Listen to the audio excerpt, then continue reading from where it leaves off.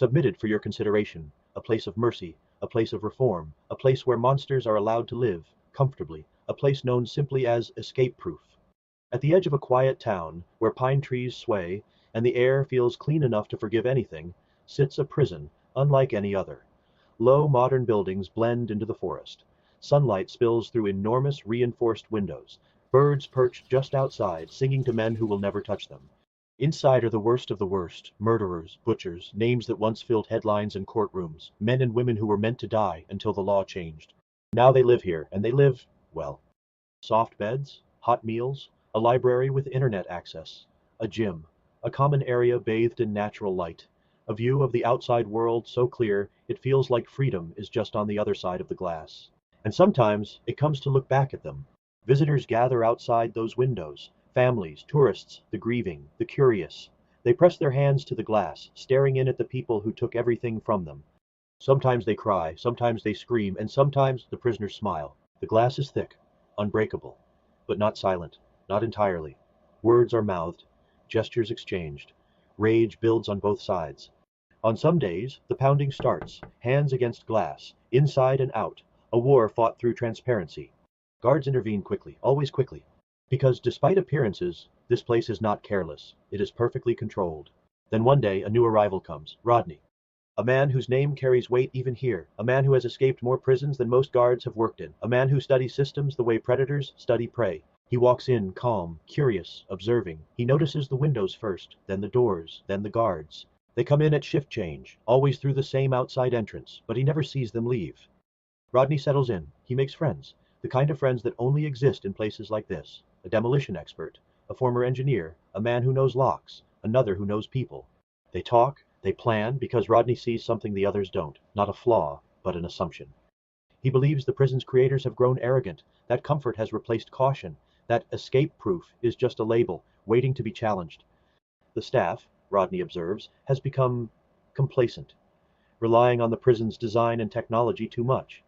The automatic doors, the bulletproof glass, and the pretentious ideas at social engineering thought up by naive academics, the GPS tags, the glow-in-the-dark uniforms, the unlimited free commissary, and even the silly touches like decorative colored balloons, condescending nature murals, and adding helium to the air conditioning to change the prisoners' voices, so they all sound like a Pixar movie for children. And so he begins to plot his escape, small things at first, learning schedules, mapping guard routes, testing reactions. The library becomes a goldmine, materials, knowledge, time. He listens closely. Rodney files it away, not as a warning, as an opportunity. Outside, tensions rise. News crews arrive. Debate panels rage. Citizens gather more frequently at the windows. Anger grows at the sight of killers living in comfort. The prisoners notice. They respond. Mocking, laughing, provoking. The glass becomes a stage, and the town becomes a powder keg. It seems to Rodney like the citizens outside are almost begging for someone to escape till they can exact mob justice. And the prisoners are starting to wish they could escape in order to do the same. Revenge, hate, fury ratchets up on both sides. Inside, Rodney's plan takes shape. Tools are stolen, components repurposed, chemicals borrowed from maintenance. The demolition expert builds something crude, but effective. Rodney coordinates everything, timing, movement, positioning. Every door they pass through seals behind them. Always has, always will, another feature of the prison, another thing Rodney believes he understands. There is one more piece, a guard, quiet, helpful, just new enough to go unnoticed. He looks at the prisoners with something deeper than authority, something personal. He provides what they need, maps, codes, access. He never hesitates. The night arrives. Outside, a crowd has gathered again, larger than before, louder, angry. Inside, Rodney's team moves, fast, precise. Doors open, then seal behind them, one by one, no turning back. They reach the outer corridor, the final barrier, a massive reinforced door separating them from the world they can see every day, but never touch. The charges are set, wires connected. The team hides behind a grated maintenance recess, tight, shielded. Rodney gives the signal.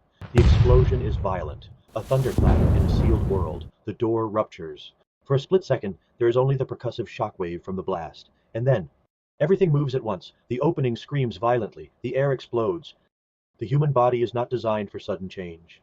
Not like this. Not from 9 times normal atmospheric pressure to 1. Gases expand instantly. Lungs rupture before breath can be taken. Blood begins to boil. Not from heat, but from the drop in surrounding pressure. Ears burst. Eyes swell. Skin cannot contain what the body becomes. And then it doesn't try anymore. What follows is not an escape, it is an eruption. Bodies don't run out of the prison, only small pieces. A red mist fills the corridor. Fragments strike walls with wet, violent force. Bones shatter outward. Clothing tears as if something inside is clawing its way free. In less than a second, there is nothing left of Rodney or his crew that could be called a person. Only evidence. Outside, the crowd hears the explosion. They surge forward, then stop and gasp in shock. Hours later, the cleanup begins. Not guards, not investigators, but a hazmat team. They move slowly through the corridor, stepping carefully among what remains. One worker pauses.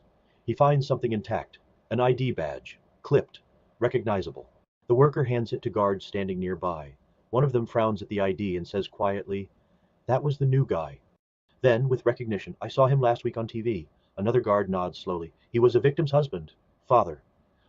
They look back toward the corridor, toward the walls, toward the stains. Understanding settles in.